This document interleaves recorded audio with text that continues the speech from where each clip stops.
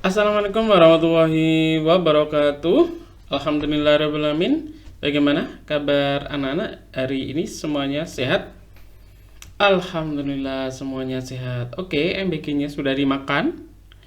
Oke, enak atau tidak? Oh, enak. Lauknya apa? Oh, ayam katsu. Oke, kemarin kita sudah mempelajari tentang hubbudunya. Nah, sekarang kita mempelajari tentang ayo menunjukkan nafsu syahwat. Oke, kita mulai pelajaran hari ini dengan bismillah bersama. Bismillahirrahmanirrahim. Untuk pertemuan kali ini Bapak absen terlebih dahulu. Abdul Latif, Ahmad Musyawir, Anissa, Kanza. A few moments later. Anak-anak, pada pertemuan kali ini kita akan belajar tentang menunjukkan nafsu dan syahwat. Nah, ini adalah peta konsep dari menunjukkan nafsu, syahwat, dan khodob. Khodob nanti kita di pertemuan yang kedua. Untuk nafsu syahwat di pertemuan yang pertama, yaitu kita akan membahas tentang pengertiannya, kemudian bahaya dari nafsu syahwat, dan yang ketiga ini cara menunjukkan nafsu syahwat dengan mujahadah dan riyadhah. Dan yang keempat ini adalah hikmah dari nafsu syahwat. Kemudian pada tujuan pembelajaran kali ini yang pertama adalah menelaah hakikat dan sifat dasar nafsu. Yang kedua ini menguraikan pengertian nafsu syahwat dan khodob. Nah, yang ketiga ini akan merinci bahaya menuruti nafsu syahwat dan khodob.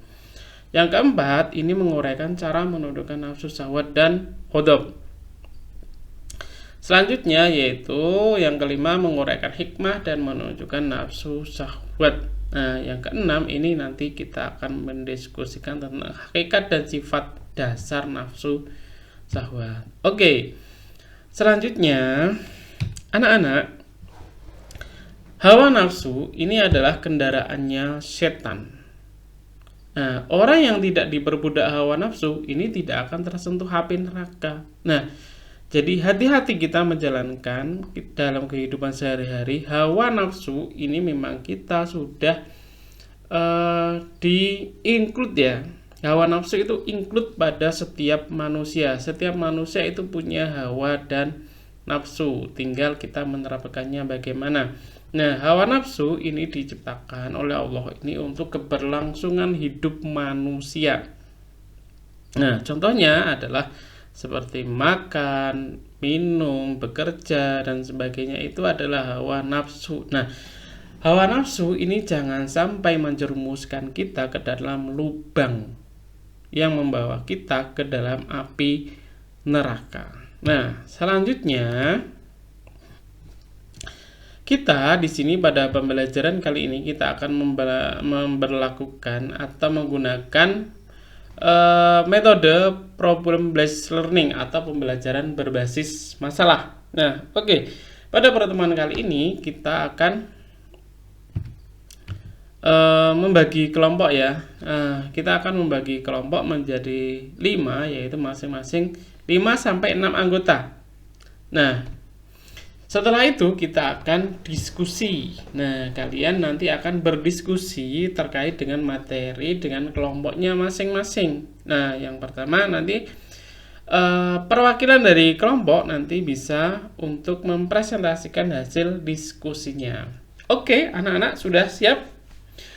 Kita akan membagi kelompok menjadi 1, 2, 3, 4, dan 5. Akan membagi beberapa kelompok. A few moments later. Kelompoknya sudah jadi, silakan. Ini untuk kelompok yang pertama, materi diskusinya yaitu saya akan sampaikan. Nah, jika nafsu ada dalam diri setiap manusia, apakah nafsu itu selalu buruk? Mengapa demikian? Silakan dicatat, kemudian nanti didiskusikan. Kelompok yang kedua, apa perbedaan antara keinginan syahwat yang wajar dengan yang berlebihan? Nah, sekarang kelompok ketiga. Nah, kelompok yang ketiga ini, mengapa seseorang bisa marah atau ghadab secara berlebihan bahkan sampai menyakiti orang lain? Nah, oke, silakan ditulis terlebih dahulu untuk kelompok 3. Untuk kelompok 4, nah, menurut kalian apa dampak jangka panjang jika seseorang selalu menuruti hawa nafsu, menuruti nafsu syahwat dan amarahnya? Oke, silakan ditulis ya, kelompok 4. Kelompok yang terakhir, kelompok 5. Dalam kehidupan sehari-hari, contoh apa saja yang menunjukkan seseorang berhasil menunjukkan nafsunya? Oke, itu silakan untuk bahan diskusi kalian. Silakan untuk membuat diskusi nanti. Silakan untuk hasilnya bisa dipresentasikan ke depan. Oke, anak-anak, silakan berdiskusi. A few moments later. Oke, diskusinya sudah ya. Kita mulai dari kelompok 1 untuk mempresentasikan hasil diskusinya. Tadi pertanyaannya apa? Oke, silahkan dipresentasikan untuk kelompok 1. Dipersilahkan. Oke, beri aplaus untuk kelompok 1. Terima kasih. Silahkan kembali ke tempat. Selanjutnya, kelompok 2, silakan untuk maju mempresentasikan hasil diskusi kalian. Jadi pertanyaannya adalah, apa perbedaan antara keinginan syahwat yang wajar dengan yang berlebihan? Silakan dipresentasikan untuk anak-anak kelompok 2. Oke, baik, terima kasih untuk kelompok 2 atas presentasinya. Kita beri aplaus. Baik, kelompok 3 dipersilakan maju ke depan untuk mempresentasikan hasil diskusinya. Oke, terima kasih kelompok 3, beri aplaus. Cukup bagus presentasinya kelompok 3. Oke, kita lanjutkan untuk kelompok 4. Dipersilakan untuk maju ke depan, dipersilakan. Wow, luar biasa kelompok 4. Kita beri aplaus sekali lagi. Silakan kembali ke tempat kelompok 4. Sekarang kelompok 5. Oke, kelompok 5 silakan maju ke depan untuk mempresentasikan hasil diskusinya. Oh, luar biasa kelompok 5, kita beri aplaus. Oke, terima kasih kelima kelompok sudah mempresentasikan hasil diskusi pada kesempatan kali ini. Dan semuanya luar biasa kalian anak-anak untuk hari ini. Oke. A few moments later. Baik, anak-anak, kita sudah sampai pada kesimpulan. Jadi, nafsu ini merupakan bagian alami dari diri manusia yang tidak selalu buruk, tetapi ini harus dikendalikan agar tidak membawa pada perbuatan yang merugikan. Ketika seseorang mampu mengelola keinginan dan emosinya dengan baik, ia akan lebih mudah bersikap bijak, menjaga hubungan dengan orang lain, dan meraih kesuksesan di masa depan. Oleh karena itu, pengendalian diri ini melalui latihan, kesadaran, dan nilai-nilai agama menjadi kunci penting dalam menjalani kehidupan, terutama di era digital dan yang penuh godaan.